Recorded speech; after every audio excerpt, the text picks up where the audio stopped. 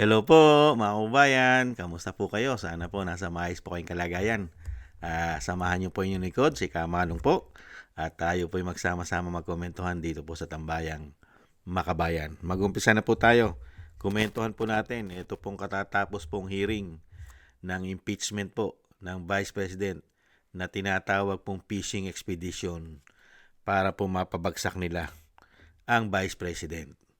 At dito po, komentuhan po natin yung tinatawag pong si Mr. Bendalo at tinatawag din pong Mangkanor at tinatawag din pong Irish Sylvester di umano. At dito po nag-init ang ulo dahil po sa salita o sinasabing Bisaya dahil hindi raw po nagtatagalog pero nagtatagalog naman po mga kababayan. Kaya nag-init ang ulo ni Mr. Bendalo alias Mangkanor, alias Irish Sylvester. Di umano, isang Amerikanong hilaw. Mag-umpisa na po tayo at komentuhan po natin.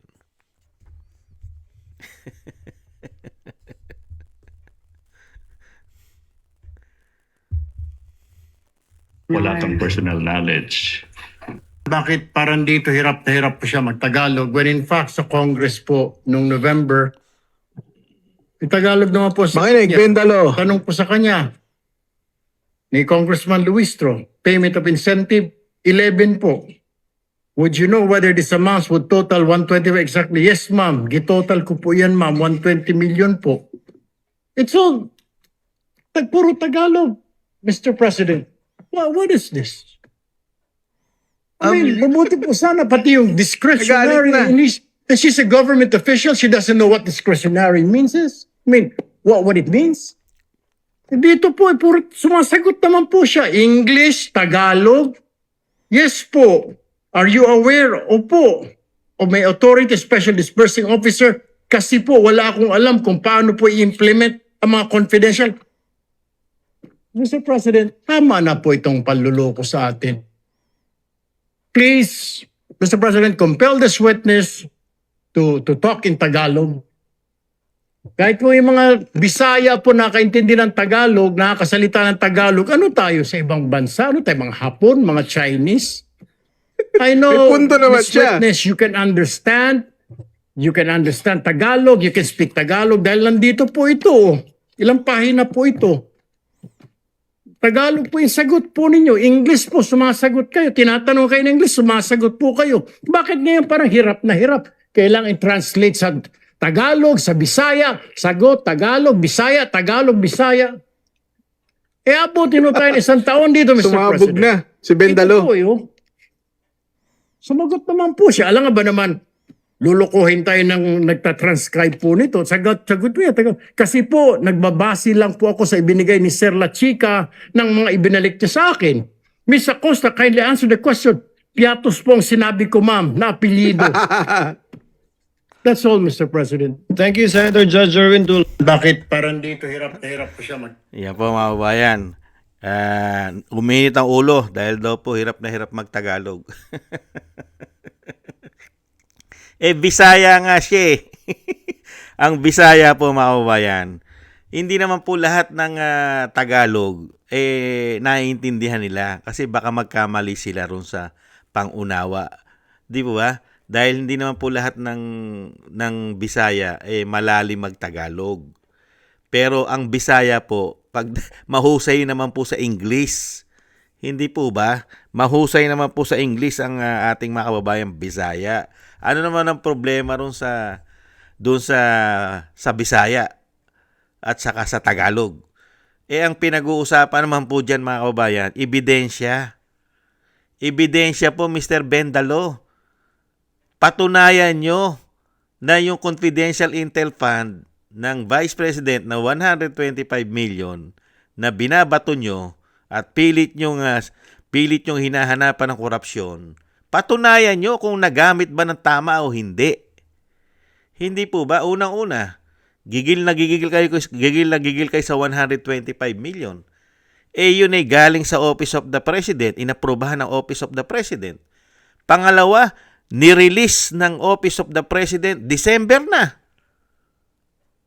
Ang Vice President ay may programa. Alam na alam niya kung paano niya i-distribute yung pera.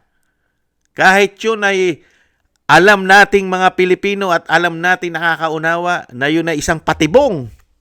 Hindi po ba patibong yun? Hindi po ba? Kaya nga lang ang Vice President ay isang abogado. Alam niya ang programa niya. At umuusad na yung kanyang mga intelligent. Meron na siyang mga programa. At yon kahit wala pang bayad yon, lumalakad na yon, nagtatrabaho na yon. Pag-release ng pera, saka babayaran yung mga tao na yon. Lahat. Hindi po ba?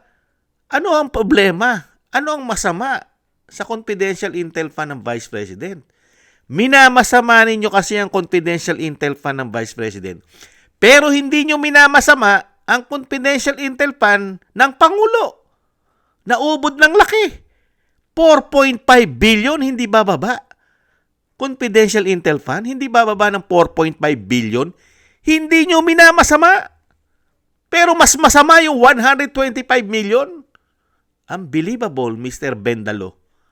At hindi nyo rin minamasama na si Boying nakahawak ng 1.5 billion nung siya ay DOJ Secretary. Samantalang ito, Vice President. Pangalawa sa pinakamataas na kapangyarihan sa ating bansa. Pangalawa. Tapos, kukwestiyonin nyo 125 million confidential fund. Tapos ngayon, kung saan-saan nyo dinadala ang issue at pinahaba nyo impeachment, na gumagastos kayo dyan. Ayon na rin mismo dyan sa Senate President na si Gatchalian. Ang ginagastos ng Senado ay hindi bababa sa 25 million araw-araw. Gada hearing. 25 million? Pero kinu-question nyo 125 million confidential fund. Unbelievable. Kasi nga po takot ka.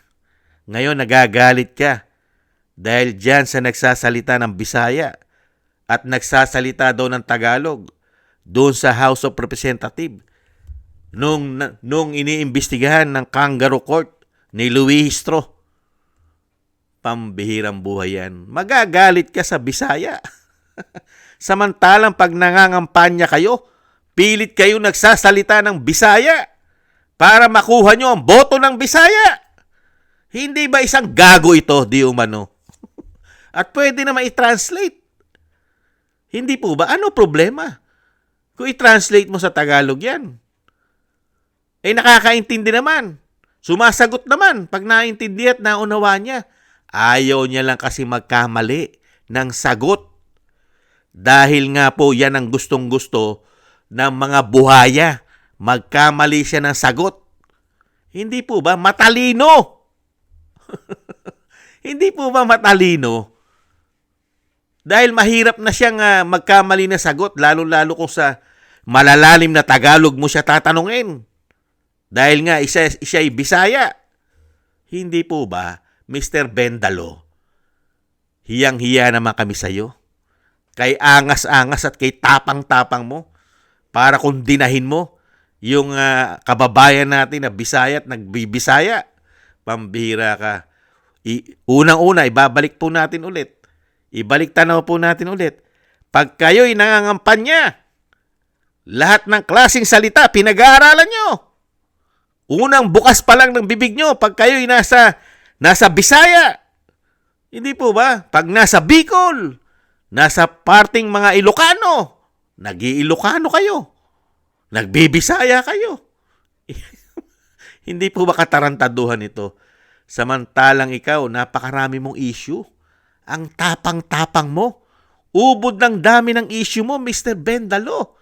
Ubod ng tapang mo. Pero pagdating sa investigasyon ng flood control, tamemi ka. Wala kang yag balls. Hindi po ba? Walang bayag. Matapang lang sa ibang issue. Na alam niya na protektado siya. Katulad dito, pag napabagsak nilang Vice President, ligtas na sila.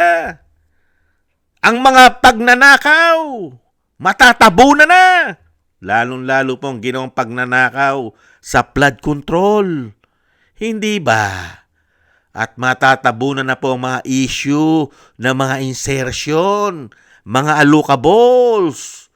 Hindi po ba? Lalong-lalo na po mga kababayan ang mga maleta boys. Matatabunan na pag na-impeach nila ang Vice President. At hindi naman po papayag ang majority ng mga Pilipino na maghari ang mga magnanakaw at mayayabang at mga hambog na mga politiko sa ating bansa.